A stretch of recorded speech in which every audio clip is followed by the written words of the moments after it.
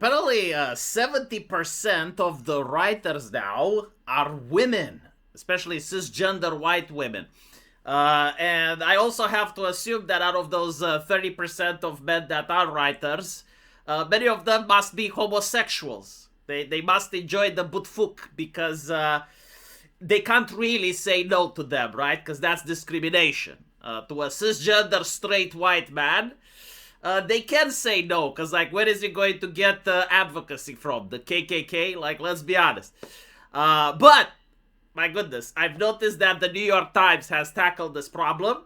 You know, they got their best minds on the job, the best journalists that the publication could have. And they asked them, like, find out what's going on. Why aren't men writing more? And apparently, it's because of Andrew Tate. Okay, right. So Andrew Tate is the one man that is giving legitimacy to the British government. He is washing away the responsibility of the British academics and politicians. Because every single time something bad is happening in British society, it's because of Andrew Tate. So if Andrew Tate didn't exist, it would be horror. Like, you would actually have to hold the politicians and the academics responsible for one. No, obviously, it's not because of Andrew Tate. It's because this was an actual movement. It was a feminist jihad that has worked tirelessly for decades, writing articles, publishing papers, funding NGOs, in order to make more women get into writing. And they basically said it's about equality, right? Like, it's not fair for women to be discriminated, and unless you have like 50% of female authors, then the only answer must be discrimination. There's no other answer, right? And so they managed to get the number over 50%, all the way to 70%. And now the story had to change, right? Now you can't actually say, hey, you know, like, women, you're too many. You need to suffer like the men suffered. Like the same way we told talented men that they shouldn't write, we now need to tell some of you that you shouldn't write so that we can balance it up. Like, of course they're not going to do that. And instead they came up with the idea, it's like, yes, it's to fix past injustices. I mean, if you say it like that, you know, how can we refuse? Like, please punish me, make me suffer so that we can fix past injustices. You know, injustices that you didn't suffer, but allegedly your great-grandmother did because of my great-grandfather. So now in the present, we need to reenact the pain, but in reverse, right? Because that's how justice works. Like, if your grandfather did something bad to someone else, even if you couldn't stop it, even if you weren't born yet, you now need to suffer from that someone else's descendant. Oh, goodness gracious, what powerful logic. But here's the interesting thing, right? The thing that they're saying is like, well, I mean, men aren't reading anymore because they're looking at Andrew Tate. And so, like, the books that women are writing are absolutely stunning. Like, 60 or 70 years from now, they will be considered masterpieces, just that the men now are being misogynistic and they don't want to read.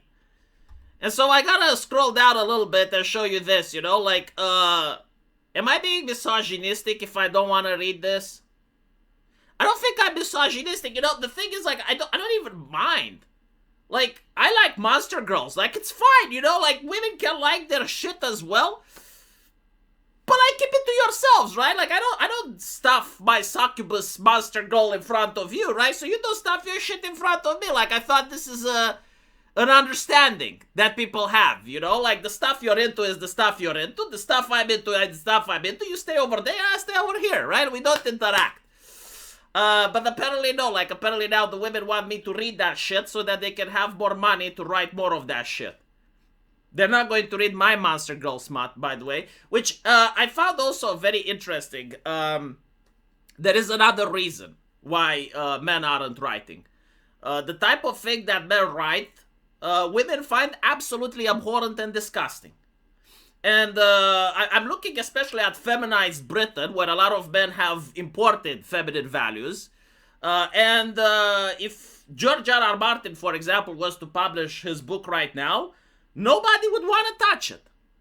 Nobody would want to touch it because I see how these freaks react to an innocent anime like Mushoku Tensei.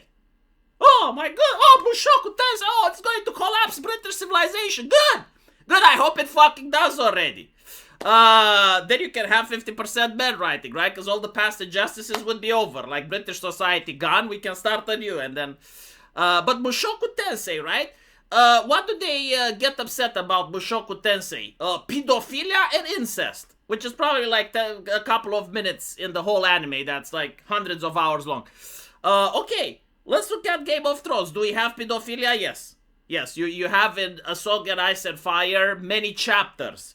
In fact, in the books, you have Ramsay Snow marrying an Arya lookalike, which is under 18, by the way, she's a minor, and he gets his own dogs to have sex with her, right? Like, that's in the books. Do we have themes of non-consent? Yes, we have themes of non-consent. In the very beginning, you have Daenerys getting mounted by Khal Drogo. And you have, her brother saying that I would have all of these horsemen have their horses mount you if it means getting back my kingdom. Do we have themes of incest? Yes, Cersei and Jaime Lannister. In the beginning, right? So, like, these are all the themes that horrify the British public. And they horrify Visa, they horrify MasterCard, and they're now treating entertainment as is the factory of morality. Like, British people generally do not have their own moral compass anymore, I understand. And so everything they read in a book, they think it's okay to do in real life. And so you need to protect the British public from Mushoku Tensei, Game of Thrones. And so a lot of works of art that men would like to read, I personally think that A Song in Ice and Fire is a great collection. But, like, if I was a British person, I would have to be protected from that, right? And so, this is another reason why men don't like writing. Because I personally, if I get my creative spirit going, I don't like to have a fat bitch telling me what I can and can't write. Like, let me put it honestly, it's ink on a paper. Like, go fuck yourself, right? Like, if even this little detail, like, this minute thing of my life, which is to write, I'm not allowed because some fat bitch is going to tell me no. Like, listen, might as well not even start, right? And instead we can benefit from shit like this, which I'm pretty sure is a lot more better. And Visa likes it. Even though Visa and MasterCard doesn't like non-consent and they don't like bestiality, this is something that they don't have a problem with. And there's also like the issue with the prizes, right? Like in order to get some of like, what do they have? The Hugo Awards and other shit like that. They have rigged the competition to make it so it's not the best writer anymore, but it's like, the woman with a black pussy. Like identity, sex, gender, politics, that's what they care. And so if you're an editor and you want your books to actually gain awards, well, of course you're going to have more women. Because like those are the ones that get awards.